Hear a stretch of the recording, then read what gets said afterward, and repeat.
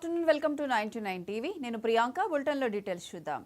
అనకాపల్లి జిల్లా బుచ్చయ్యపేట మండలం వద్దాదిలో విద్యార్థిని పట్ల అసభ్యకరంగా ప్రవర్తించిన ప్రైవేట్ స్కూల్ ఉపాధ్యాయుడికి దేహశుద్ధి చేశారు. మార్కులు తక్కువ వచ్చాయని పేపర్ చెక్ చేయమని కోరిన విద్యార్థిని పట్ల ప్రసాద్ అనే ఉపాధ్యాయుడు అసభ్యకరంగా ప్రవర్తించాడు. ఈ విషయం బాలిక బంధువులకు తెలిసి టీచర్ను ఇనుపరాడ్డుకు కట్టేసి దేహశుద్ధి చేశారు. అనంతరం పోలీసులకు అప్పగించారు. పాఠాలు చెప్పినప్పుడు వాయిస్ వస్తుంది, నీకు ఆ వాయిస్ రావాలి.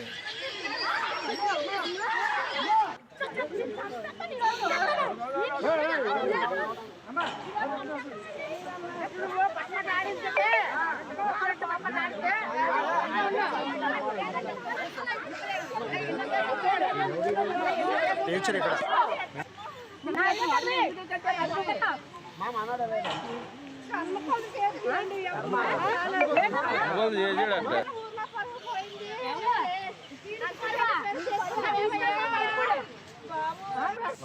మా అమ్మాయి పరుపాలతో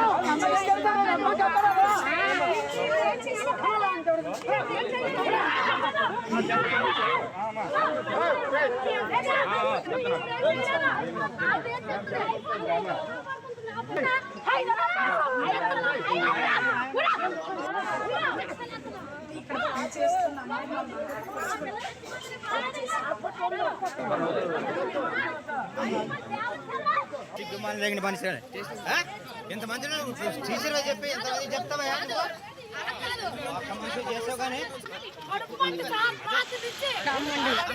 నర్సరీ దగ్గర నుంచి ఇదే స్కూల్లో నేను చదివిస్తున్నానండి. మార్నింగ్ స్కూల్కి పంపించి మళ్ళీ 5 గంటలకి నేను ట్యూషన్కి మళ్ళీ మా ఆయన దేబెడతారండి. దేబెట్టి మళ్ళీ 8:30 వరకు ఇక్కడే ఉంచుతానండి.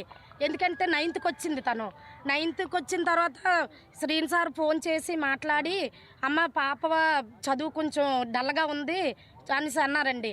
అలాగని మేడం గారిని రిక్వెస్ట్ చేసి, మేడం గారిని మీ దగ్గర ఉంటే చదువుతుంది అని చెప్పి మళ్ళీ స్కూల్ అయిపోయిన తర్వాత మళ్ళీ 5:30కి మేమే దేబెడతామండి. దేబెడితే మళ్ళీ 8:30కి మళ్ళీ మేము తీసుకొస్తాం. అదేవిధంగా నిన్న కూడా జరిగిందండి. 8 గంటలకి పేపర్లు పట్టుకొని రమ్మన్నారటండి. అసలు యాక్చువల్లీ ఇతను ఉండరు. పేపర్లు పట్టుకొని రామ్మ రూమ్ దగ్గరికి అన్నారట.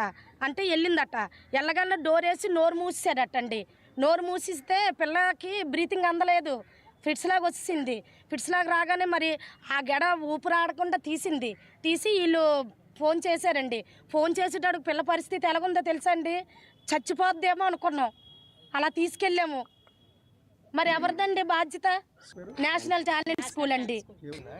రాత్రి మేము 5:30కి ట్యూషన్కి పంపించాం సార్. విషయం ఏంటంటే, టీచరు ఒక అమ్మాయిని 9th క్లాస్ చదువుతున్న ఒక అమ్మాయి మార్కులు ఏం మేషం తక్కువ వచ్చాయని అడిగితే ఆ మీద చెయ్యేసినట్టు నా దృష్టికి వచ్చింది. నేను కశింకోటలో మీటింగ్లో ఉంటుండగా ఈ విషయం తెలిసిన వెంటనే బయలుదేరి వచ్చాను. మేడం గారు నేను కుంభమేళాకి వెళ్ళడం వలన విశాఖపట్నం వెళ్ళి ఈరోజు కుంభమేళాకి వెళ్ళడం వలన మేడం గారు లేరు. అయితే 5:30కి క్లాస్ అయిపోతున్న టైంలో అతను చేస్తూ అక్కడి నుంచి వెళ్ళిపోయినట్టుగా దృష్టికి వచ్చింది. వెంటనే ఆ అమ్మాయి ఏడుస్తూ వచ్చి ఇక్కడున్న మా ఆయా కలిపి కూడా చెప్పిన వెంటనే మరేం పెద్ద జీతాలు ఇవ్వలేము, ఆ ఫీజులు బట్టే పిండి కొద్దీ రొట్టె ఇవ్వగలుగుతాము.